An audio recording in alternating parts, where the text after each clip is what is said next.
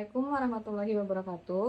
Perkenalkan, nama saya Novita Sari dengan NIM 110122000623 dari jurusan Manajemen Universitas Bina Bangsa yang akan menyampaikan pembahasan terkait materi fungsi dan jenis organisasi guna memenuhi tugas mata kuliah pengembangan organisasi yang diampu oleh Ibu Hajah Muflihah S.Com IMM. Materi yang pertama yaitu mengenai fungsi budaya organisasi. Fungsi budaya organisasi mencakup beberapa aspek penting dalam kehidupan dan kinerja organisasi. Salah satunya, budaya organisasi berfungsi sebagai pengarah perilaku menurut Groesbeck et al. Tahun 2018. Budaya yang kuat dan jelas mengarahkan anggota organisasi tentang norma, nilai, dan ekspektasi yang diharapkan dari anggota tersebut. Budaya yang baik dapat membentuk perilaku yang diinginkan seperti kerjasama, inovasi, integritas, dan komitmen terhadap tujuan organisasi. Budaya organisasi memainkan peran penting dalam membentuk identitas dan karakter organisasi. Budaya organisasi mencerminkan nilai-nilai norma dan keyakinan bersama yang dianut oleh anggota organisasi. Ini menciptakan kesatuan dan identitas yang unik, membedakan organisasi dari yang lainnya.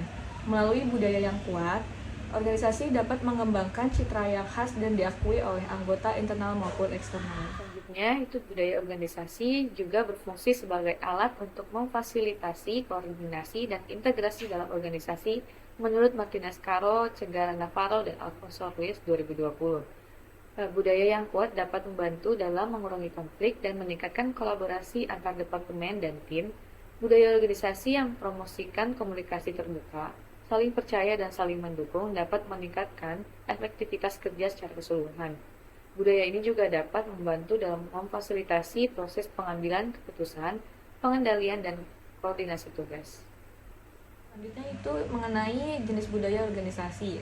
Berikut adalah beberapa jenis budaya organisasi yang sering diidentifikasi dalam praktik organisasi.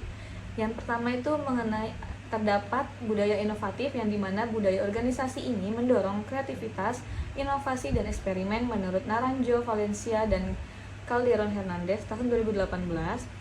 Kedua yaitu budaya kolaboratif, di mana budaya organisasi ini mendorong kolaborasi, kerjasama, dan kerja tim yang efektif menurut Zhao, Teng, dan Wu tahun 2018.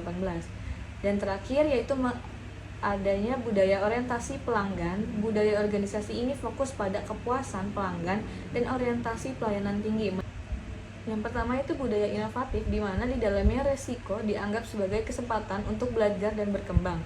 Organisasi dengan budaya inovatif memberikan ruang bagi pengembangan ide-ide baru, penerimaan terhadap perubahan, dan dukungan terhadap upaya eksplorasi yang berpotensi menghasilkan terobosan baru.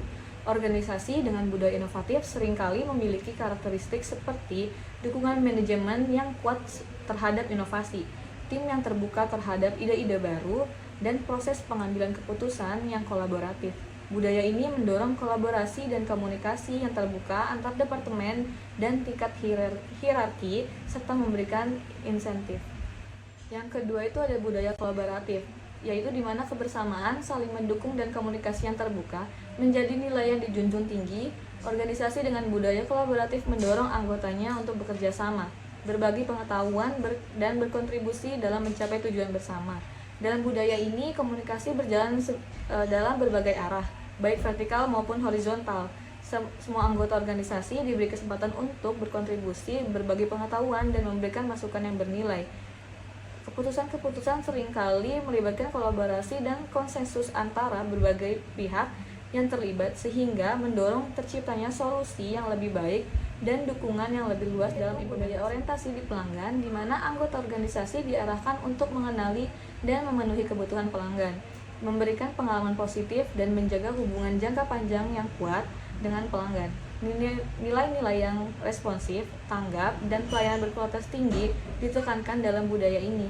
Organisasi dengan budaya orientasi pelanggan mendorong kolaborasi antara berbagai fungsi dan tingkatan dalam organisasi untuk bekerja bersama dalam memberikan pengalaman pelanggan yang luar biasa. Karyawan di semua tingkatan diarahkan untuk memahami dan memprioritaskan kebutuhan pelanggan, serta mengadopsi sikap proaktif dalam memecahkan masalah dan memberikan solusi yang efektif. Budaya ini juga mendorong penggunaan umpan balik pelanggan sebagai bahan bakar untuk perbaikan dan inovasi berkelanjutan. Kesimpulan yang dapat saya simpulkan yaitu budaya organisasi merupakan faktor internal yang sangat penting dalam menentukan keberhasilan suatu organisasi.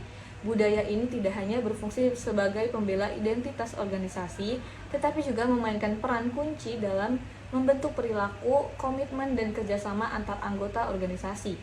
Fungsi budaya organisasi mencakup membentuk identitas, arah perilaku, perekat sosial, serta sarana koordinasi dan pengambilan keputusan. Selain itu, budaya organisasi yang efektif dan inklusif dapat menciptakan lingkungan kerja yang sehat, kolaboratif, dan inovatif. Dalam praktiknya, terdapat berbagai jenis budaya organisasi yang masing-masing memiliki keunggulan, antara lain budaya inovatif, kolaboratif, orientasi pelanggan, dan orientasi ke karyawan.